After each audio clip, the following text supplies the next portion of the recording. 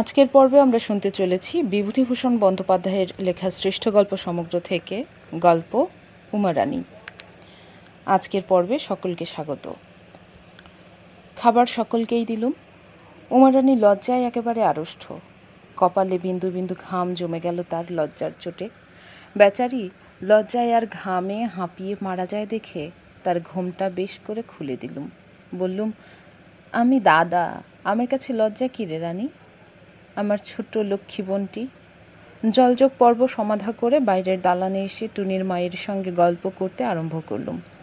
একটু পরে তিনি উঠে রান্নাঘরে চলে গেলেন। আরও খানিক পরে আমি উঠতে যাচ্ছি, উমারানী কাছে এসে দাঁড়ালো।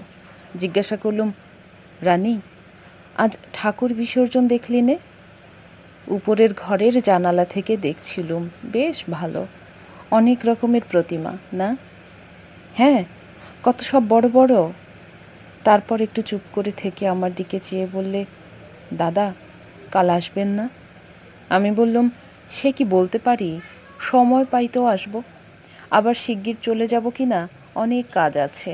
আপনি কি খুব শিগগির যাবেন দাদা? হ্যাঁ, বেশি দিন তো ছুটি নেই, পূর্ণিমার পরেই যেতে হবে। উমারানী নত মুখে চুপ করে রইল। বললুম, তা তোকেও তো আর বেশি দিন থাকতে হবে না রে। উমারানী বললে, বাবা বোধহয় কাল আসবেন। ওকে একটু সান্ত্বনা দেবার জন্যে বললুম, তবে আর কি, এই দুটো দিন কোনো রকমে কাটালেই তো। সে একটু চুপ করে থেকে তারপর যেন ভয়ে ভয়ে বললে, যাবার আগে একবারটি এবারে আসতে পারবেন না দাদা? বললুম, খুব খুব আসবো বই কি, নিশ্চয়ই। এর 6-7 দিন পর গৌহাটি রওনা হলুম। এই কদিন নানা কাজে ব্যস্ত হয়ে চারদিকে ঘুরতে হয়েছিল। শচীশের মুখে শুনেছিলাম উমারানীর পশ্চিমে যাওয়া হয়নি। কী কারণে তার বাবা তাকে নিতে আসতে পারেননি। শচীশ মাঝে মাঝে বলতো, দাদা, যাবার আগে একবার দিদির সঙ্গে দেখা করে যাবেন, তিনি আপনার কথা প্রায়ই বলেন। ইচ্ছে থাকলেও গৌহাটি যাবার আগে উমারানীর সঙ্গে আর দেখা আমার ঘটে ওঠেনি। গৌহাটি গিয়ে এবার অনেক দিন রইলুম। উমারানীর কথা প্রথম প্রথম আমার খুব মনে হতো। তারপর দিন কতক পরে তেমন বিশেষ করে আর মনে হতো না। ক্রমে প্রায় ভুলেই গেলুম। কিছুদিন পরে গৌহাটির চাকরি ছেড়ে দিলুম। শিলচর, দার্জিলিং, নানা চা বাগান বেড়ালুম। 2-একটা হাসপাতালেও কাজ করলুম। সবসময় নির্জনে কাটাতুম। একা বাংলোয় থেকে থেকে কেমন হয়েছিল। অনেক লোকের ভিড়, অনেক লোকের একসঙ্গে কথাবার্তা সহ্য করতে পারতুম না। এখানে সন্ধ্যায় পাহাড়ের দেওয়ালের গায়ে কুমকুম ছড়ানো সূর্যাস্ত, চা ঝোপের চারিপাশ ঘেরা গোধূলির অন্ধকার, গভীর রাত্রি, একটা স্তব্ধ গম্ভীর ভাব, আর সরল গাছের ডালপালার মধ্যে বাতাসের বিচিত্র সুর, ওই আমার কাছে বড় প্রিয়, বড় স্বস্তিকর বলে মনে হতো।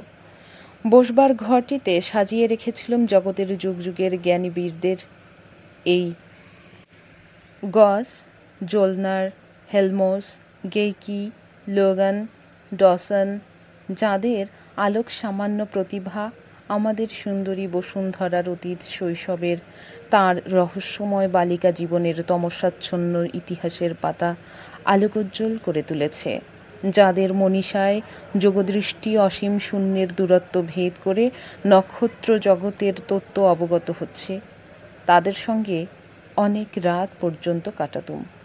জগতের রহস্যভরা অন্ধি সন্ধি তাঁদেরই প্রতিভার তীব্র সার্চলাইট পাতে উজ্জ্বল হয়ে তবে তা আমাদের মতো সাধারণ মানুষের দৃষ্টির সীমার মধ্যে আসছে। এই রকম প্রায় 7-8 বছর পরে আবার কলকাতায় গেলুম। ভাবলুম কলকাতাতেই প্র্যাকটিস আরম্ভ করব। মামার বাড়ি গিয়ে উঠলুম। শুনলুম সামনের বাড়িটায় আমার ভগ্নিপতিরা আর থাকে না। তারা বছর 5-6 হলো দেশে গিয়েছে। কয়েক মাস কলকাতায় কাটল। প্র্যাকটিস যে খুব জমে উঠেছিল এমন নয়, বা অদূর ভবিষ্যতেও যে খুব জমে উঠবে এরকম মনে করার কোনো কারণও দেখতে পাচ্ছিলুম না। এমন অবস্থায় একদিন সকালে মামার বাড়ির উপরের ঘরে বসে পড়ছি। এমন সময় কে ঘরে ঢুকলো। চেয়ে দেখে প্রথমটা যেন চিনতে পারলুম না, তারপর চিনলুম। টুনি। অনেক দিন তাকে দেখিনি। তার চেহারা খুব বদলে গিয়েছে। আমি তাকে হঠাৎ দেখে যেমন আশ্চর্যও হলুম, তেমনি খুব আনন্দিতও হলুম।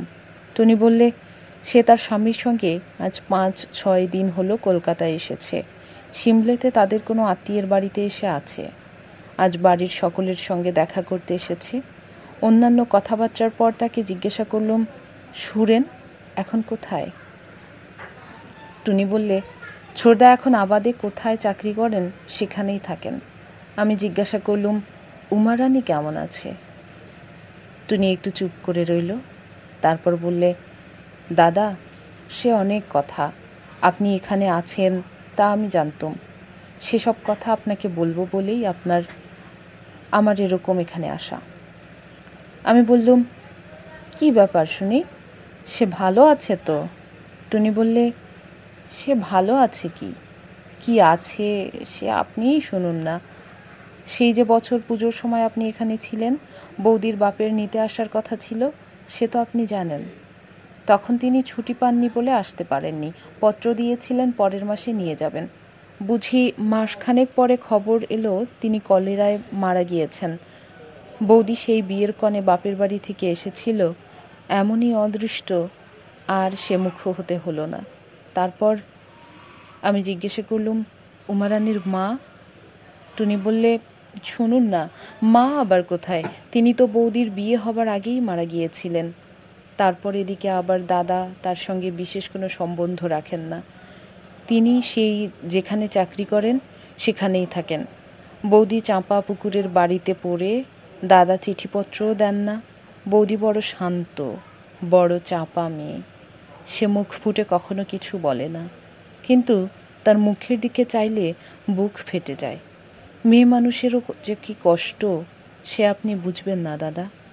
যতদিন মা ছিলেন বৌদিকে কষ্ট জানতে দেননি। তা তিনিও আজ 2 বছর মারা গিয়েছেন।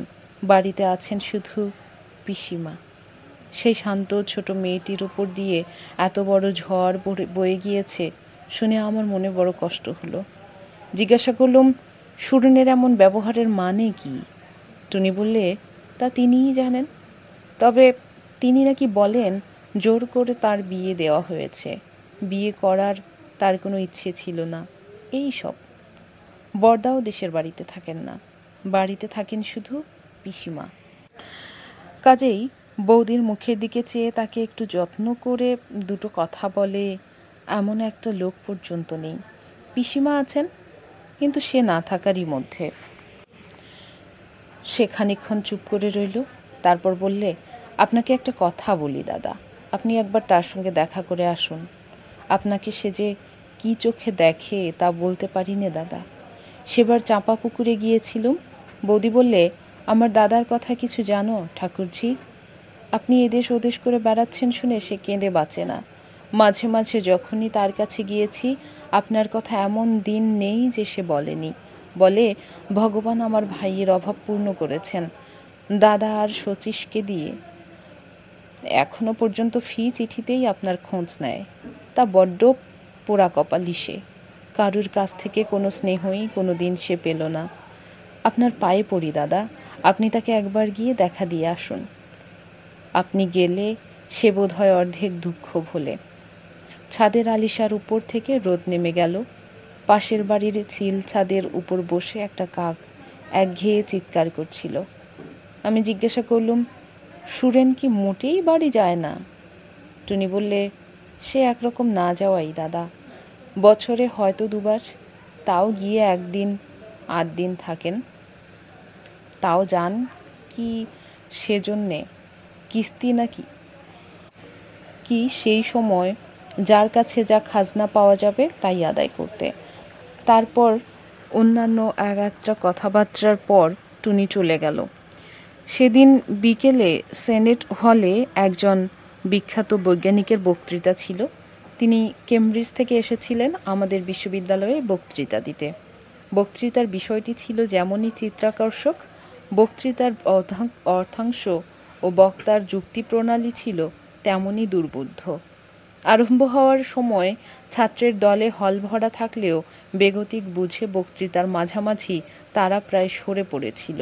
কেবল জনকতক নিতান্ত নাছোড়বান্দা রকমের ছাত্র তখনও হলে বিভিন্ন অংশে ইতস্তত বিক্ষিপ্ত অবস্থায় বসেছিল। বক্তা খ্যাতনামা অধ্যাপক, রয়্যাল সোসাইটির ফেলো। তাঁর ব্যাখ্যার মৌলিকতার মোহে সকলেই তাঁর বক্তৃতায় অত্যন্ত আকৃষ্ট হয়ে পড়েছিল। বিশ্ববিদ্যালয়ের বিশেষ পোশাক পরা সৌম্যমূর্তি ঋজু দেহ অধ্যাপককে সত্যদ্রষ্টা ঋষির মতো বোধ হচ্ছিল। বক্তৃতা শুনতে শুনতে কিন্তু আমার মন ভেসে যাচ্ছিল বক্তৃতার বিষয় থেকে অনেক দূরে, কলকাতার ইট পাথরের রাজ্য থেকে অনেক দূর আমার অভাগিনী বোনটি যেখানে নিঃসঙ্গে জীবনযাপন করছে সেইখানে।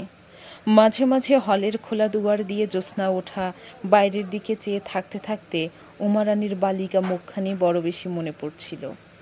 আর মনে পড়ছিল তার সেই মিনতি ভরা দৃষ্টি, অনেক দিন পরে বাবাকে দেখতে পাওয়ার জন্যে তার সে করুণ আগ্রহ, তার আগ্রহ ভরা দাদা ডাকটি অনেক দিন পর আবার বড় মনে পড়ল। ভাবলুম সত্যিই কারুর কাছ থেকে কোনো স্নেহ সে কখনো পায়নি। আজ বিজ্ঞানীর গভীর তত্ত্বকথার রস আমার স্নায়ুমণ্ডলী বেয়ে সমস্ত দেহে যখন পুলক ছড়িয়ে দিচ্ছে, তখন আমার মনের উন্নত আনন্দের অবস্থার সঙ্গে আমার অভাগিনী স্নেহবঞ্চিতা বোনটির নির্জন জীবনের অবস্থা কল্পনা করে আমার মন কেঁদে উঠল। বাইরের জগতে যখন এত বিচিত্র স্রোত বয়ে যাচ্ছে, তখন সে কি ঘরের কোণে বসে দিন রাত চোখের জলে ভাসবে? জগতের আনন্দবার্তা তার কাছে বহন করে নিয়ে যাবার কি কেউ নেই? বাইরে যখন এলুম তখন গোলদিঘির জলের উপর চাঁদ উঠেছে, কিন্তু ধোঁয়া ভরা আকাশের মধ্যে দিয়ে জ্যোৎস্নার শুভ্র মহিমা আত্মপ্রকাশ করতে পারত না। আমার মস্তিষ্ক তখন বক্তৃতার নেশায় ভরপুর। পুকুরের জলের ধারে সবুজ ঘাসের মাঝে মাঝে মরশুমি ফুলের ক্ষেতগুলো আমার চোখের সামনে এক নতুন মূর্তি ধরেছে। কিন্তু ত্রয়োদশীর অমন বৃষ্টি ধোয়া জুঁই ফুলের মতো জ্যোৎস্নাও ধোয়ার জাল কাটিয়ে বাইরে আসতে না পেরে ব্যর্থতার দুঃখে কেমন বিবর্ণ হয়ে গেছে লক্ষ্য করে আমার একটা কথাই কেবল মনে হতে লাগলো। এই জ্যোৎস্না, এই ফুলের ক্ষেত, এই ত্রয়োদশী, এবারকার মতো সব মিথ্যে, সব ব্যর্থ। ও জ্যোৎস্না প্রতীক্ষায় থাকুক সেই শুভরাত্রির, যে রাতে আকাশ ভরা সার্থকতা ওকে বরণ করে নেবে ফোটা ফুলের ঘন সুগন্ধের মধ্যে দিয়ে, তরুণ তরুণীদের অনুরাগ নম্র দৃষ্টি বিনিময়ের মধ্য দিয়ে, গভীর রাতের নীরবতার কাছে পাপিয়ার আকুল আত্মনিবেদনের মধ্য দিয়ে। বাড়ি এসে ভাবতে ভাবতে এতদিন নানা কাজের ভিড়ে আমার যে বোনটিকে আমি হারিয়ে বসেছিলাম, তারই কাছে স্নেহের বাণী বয়ে নিয়ে যেতে আমার প্রাণ ব্যাকুল হয়ে উঠল। এর কয়েকদিন পরে কলকাতা ছেড়ে বার হলুম উমারানির কাছে যাব বলে। শীত সেদিন নরম পড়ে এসেছে। ফুটপাত বেয়ে হাঁটতে হাঁটতে দক্ষিণ হাওয়া অতর্কিতভাবে গায়ের ওপর এসে পড়ে উৎপাত শুরু করে দিয়েছে। পরদিন বেলা প্রায় 2টোর সময় ওদের স্টিমার স্টেশনে নেমে শুনলুম ওদের গাঁ সেথা থেকে প্রায় 4 ক্রোশ হেঁটে যাওয়া ছাড়া নাকি কোনো উপায় নেই, কোনো রকম যানবাহনের সম্পূর্ণই অভাব। কখনো এদেশে আসিনি। জিজ্ঞাসা করতে করতে পথ চলতে লাগলুম। কাঁচা রাস্তার দুধারে মাঠ, মাঝে মাঝে লতা পাতায় তৈরি বড় বড় ঝোপ, কোনো কোনো ঝোপের তাজা সবুজ ঘন বুনানি মাথাওয়ালা আলো করে ফুটে আছে সাদা সাদা মেটে আলুর ফুল। মাঠে মাঠে মাটির ঢেলার আড়ালে ঝুপসি গাছে দ্রোণ ফুলের খই ফুটে আছে। মাঠ ছাড়ালে গ্রামের মধ্য দিয়ে যেতে মাটির পথের উপর অভ্যর্থনা বিছিয়ে রেখেছে রাশি রাশি সজনে ফুল। গ্রামের হাওয়া আমের বোলের আর বাতাবি লেবু ফুলের গন্ধে মাতাল। বুনো কুলে আর বইচি গায়ের বনে কোনো কোনো মাঠ ভরা। পড়ন্ত রোদে গাছপালার তলায় বন ঝোপের মধ্যে ফাঁকা জায়গায় ছোট ছোট পাখির দল কিচকিচ করছে। মাঝে মাঝে কোনো কোনো জঙ্গলের কাছ দিয়ে যেতে যেতে কোনো অজ্ঞাত বনফুলের এমনই সুগন্ধ বেরুচ্ছে যে তার কাছে খুব দামি এসেন্সের গন্ধ হার মানে। পায়ের শব্দ পেয়ে শুকনো পাতায় রাশির উপর খসখস শব্দ করতে করতে 2-1টা খরগোশ কান খাড়া করে রাস্তার এপাশের ঝোপ থেকে ওপাশের ঝোপে দৌড়ে পালাচ্ছে। মাঠের মাঝে মাঝে দূরে দূরে শিমুল ফুলে গাছগুলো দক্ষিণ হাওয়ার প্রথম স্পর্শেই আবেশ বিধুরা তরুণীর মতো রাগ রক্ত হয়ে উঠেছে। অনেকগুলো গ্রাম ছাড়িয়া যাওয়ার পর একজন দেখালে মাঠ ছাড়িয়ে এবার পড়বে চাঁপা পুকুর। গ্রামের মধ্যে যখন ঢুকলুম তখন গ্রামের পথ অন্ধকার হয়ে গিয়েছিল। আশপাশের নানা বাড়ি থেকে পল্লী লক্ষ্মীদের সাঁজের শাঁখের রব নিস্তব্ধ বাতাসে মিলিয়ে যাচ্ছিল। কোন ঘরটি আলো করে আছে আমার স্নেহের বোনটি? কোন গৃহস্থের আঙিনার আধার আজ দূর হয়ে উঠল তার সেবাচঞ্চর চরণের শান্ত মধুর ছন্দে? রাস্তার মধ্যে এক জায়গায় কতগুলো ছেলেকে দেখতে পেয়ে তাদের কাছে গিয়ে জিজ্ঞাসা করলে তাদের মধ্যে একজন বললে, আসুন, আমি সে বাড়ি আপনাকে পৌঁছে দিচ্ছি। খানিক রাস্তা এগিয়ে গিয়ে সে পাশের একটা সরু পথ পেয়ে চলল। তারপর একটা বড় পুরনো বাড়ির সামনে গিয়ে বললে, এই তাদের বাড়ি। আপনি একটু দাঁড়ান, আমি বাড়ির মধ্যে বলি। একটু পরে একজন বৃদ্ধাকে সঙ্গে নিয়ে সে বাড়ির মধ্যে থেকে বার হয়ে এলো। বৃদ্ধাকে বললে, ইনি কলকাতা থেকে আসছেন জ্যাঠাইমা। আপনাদের বাড়ি কোথায় জিজ্ঞাসা করাতে আমি ওপাড়া থেকে নিয়ে আসছি। বৃদ্ধা আমার দিকে একটু এগিয়ে এসে আমায় ভালো করে দেখে জিজ্ঞাসা করলেন, তোমায় তো চিনতে পারছি না বাবা, কোন জায়গা থেকে তুমি আসছো? আমি আমার নাম বললুম, পরিচয় দিতেও উদ্যত হলুম।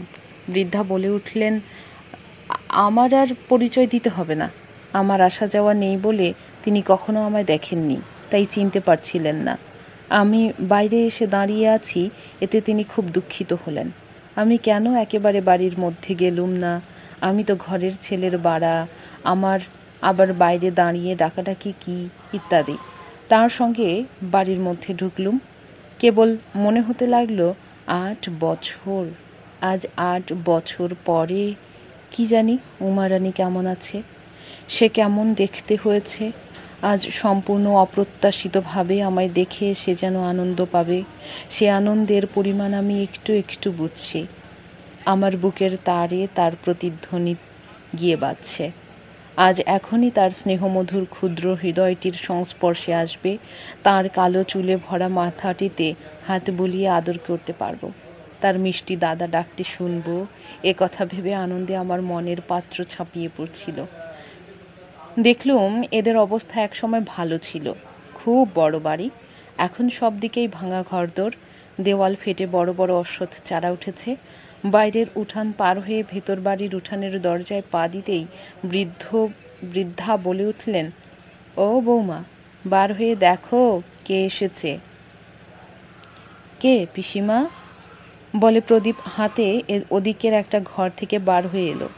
অস্পষ্ট আলোয় দেখলুম তার মুখখানি আধ ঘোমটা দেয়া, ঘোমটার পাশ দিয়ে চুলগুলো অসংযতভাবে কানের পাশ দিয়ে কাঁধের উপর পড়েছে। পরনে আধ ময়লা শাড়ি, চেহারা রোগা রোগা এক হাড়া। এই সেই উমারানী? তাকে দেখে প্রথমেই আমার মনে হলো সে আগের চেয়ে অনেক রোগা হয়ে গেছে, আর মাথায়ও অনেকটা বেড়ে গিয়েছে।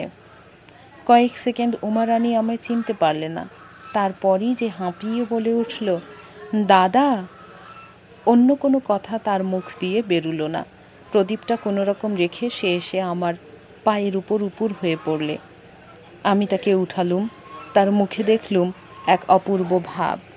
মনে হলো আনন্দ, বিস্ময়, আশা, অভিমান সব ভাবের রঙগুলো একসঙ্গে গুলে তার প্রতিমার মতো মুখে কে মাখিয়ে দিয়েছে। বৃদ্ধা বললেন, বাবা তুমি আসো না। বৌমা দাদা বলতে অজ্ঞান, কত দুঃখ করে বলে। কলকাতায় থাকলে মাঝে মাঝে দাদার দেখা পেতাম। এ তেপান্তরের পুর তিনি আসবেন কেমন করে? বৌমা সতীশকে আগে হাত মুখ ধোবার জল টল দাও। বাছা একটু ঠান্ডা হোক যে পথ। হাত মুখ ধোবার পর উমারানী একটা ঘরের মধ্যে আমায় নিয়ে গেল। আমি যে এখানে এ অবস্থায় হঠাৎ আসব তা যেন সম্ভাবনার সীমার সম্পূর্ণ বাইরের জিনিস, অন্তর তার কাছে। তাই বেচারির মুখ দিয়ে কথা বার হচ্ছিল না। তার আবেগকে স্বাভাবিক গতি লাভের সুযোগ দেবার জন্যে আমিও কোনো কথা বলছিলুম না। একটুখানি দুজনে চুপ করে থাকার পর উমারানী বললে, দাদা এতদিন পরে বুঝি মনে পড়ল?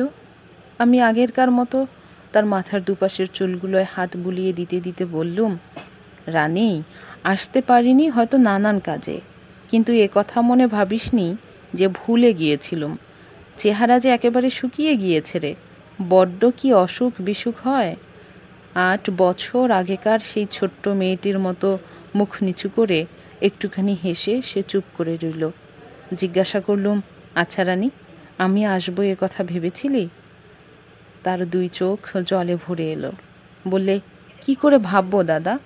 আমি আপনাদের আবার দেখতে পাবো, আদর যত্ন করতে পারবো, এমন কপাল যে আমার হবে, তা কি করে ভাববো? এলোমেলো যে সব চুল তার ঘোমটার আশেপাশেও পড়েছিল, সেগুলো সব ঠিকমতো সাজিয়ে দিতে দিতে বললুম, সেই জন্যেই তো এলুম রে। আর তোদের দেখবার ইচ্ছে বুঝি আমার হয় না? ভাবিস বুঝি দাদাদের মন টন সব শান বাঁধানো? সে বললে, তাই আজ 2-3 দিন ধরে আমার বাঁ চোখের পাতা অনবরত নাচছে দাদা। আজ ওবেলা যখন ঘাটে যাই তখন বড্ড নেচেছে। পিসিমাকে বললে পিসিমা বললেন, মেয়ে মানুষের বাঁ চোখ নাচলে ভালো হয়। আমি বললুম, আমার কথা তোর মোটেই মনে ছিল না। না রে রানী। সে কথার কোনো উত্তর দিল না। তার 2 চোখ দিয়ে জল গড়িয়ে পড়ল। জিজ্ঞাসা করলুম, হ্যাঁ রে, সুরেন বাড়ি থেকে গিয়েছে কতদিন? সে নতমুখে উত্তর দিল, প্রায় 8 মাস। বললুম, চিঠিপত্র দেয়? উত্তরে সে ঘাড় নেড়ে জানালো, হ্যাঁ। তার মুখের ভাবে বুঝলাম যে তার বড় ব্যথার স্থানে আমি ঘা দিয়েছি। দুঃখিনী বোনটির এলোমেলো চুলে ঘেরা মুখখানের দিকে তাকিয়ে স্নেহে আমার মন গলে গেল। রুমাল বের করে তার চোখের জল মুছিয়ে দিলুম। কত রাত তার এই রকম চোখের জল কেটেছে, তার খোঁজ তো কেউ রাখেনি। তার সাক্ষী আছে কেবল আকাশের ওই গহন অন্ধকার আর চারপাশের গাছপালার মধ্যেকার ওই ঝিঝি পোকার রব। উমারানী জিজ্ঞাসা করলে, দাদা, আপনি কোথায় থাকেন? আমি বললুম, আগে নানা জায়গায় ঘুরছিলুম, এখন ঠিক করেছি কলকাতাতেই থাকবো। সে বললে, আপনি বিয়ে করেছেন দাদা? বললুম, না রে, বিয়ের তাড়াতাড়ি কি, সে একদিন করলেই হবে। ছোট মেয়েটির মতো ঠোঁট দুটি অভিমানে ফুলে উঠল। বললে, তাই বই কি, আপনি ভেবেছেন চিরকাল এইরকম ভেসে ভেসে বেড়াবেন? তা হবে না দাদা, এই বছরই আপনার বিয়ে দেব। আমার হাসি পেল। বললুম, দিবি তুই? সে বললে, দেবই তো, এই আষাঢ় মাসের মধ্যেই দেব। আমি বললুম, তা যেন হলো, কিন্তু আমার বাড়ি তো আমার তো বাড়িঘর নেই, বিয়ে করলে রাখবো কোথায়? সে বললে, কেন দাদা, রাখবার জায়গার বুঝি ভাবনা? আমি বউকে এখানে রাখবো, দুজনে মিলে বেশ ঘর সংসার করব। আমি একটু গম্ভীরভাবে বললুম, তাও হলে পাঁজিখানা আবার যে ফেলে এলুম রে রানী, সামনের মাসে দিন টিন যদি থাকে। উমরানি বললে, পাঁজি উপরের ঘরে রয়েছে দাদা, আপনি এখন খাওয়া দাওয়া করুন, কাল সকালে দেখলেই হবে। আশ্বস্ত হলুম। কি বলতে যাচ্ছিলুম, উমারানি বলে উঠল, আপনাকে খাওয়ানোর বন্দোবস্ত করি গে, কাল থেকে পেটে ভাত যায়নি, আপনার মুখ একেবারে শুকিয়ে গিয়েছে দাদা। তারপর দিন ভোরে উঠে দেখি উমারানি সেই ভোরে নাইতে যাবার উদ্যোগ করছে। শীত সেদিন সকালে একটু বেশি পড়েছে। উমারানির শরীরের দিকে চেয়ে দেখি তার শরীরে আর কিছু নেই। রাত্রে ভালো করে টের পাইনি। 8 বছর আগেকার সেই স্বাস্থ্য শ্রীসম্পন্ন মেয়েটির সঙ্গে বর্তমানের নিতান্ত রোগা মেয়েটির তুলনা করে আমার বুকের মধ্যে কেমন করে উঠল। তাকে জিজ্ঞাসা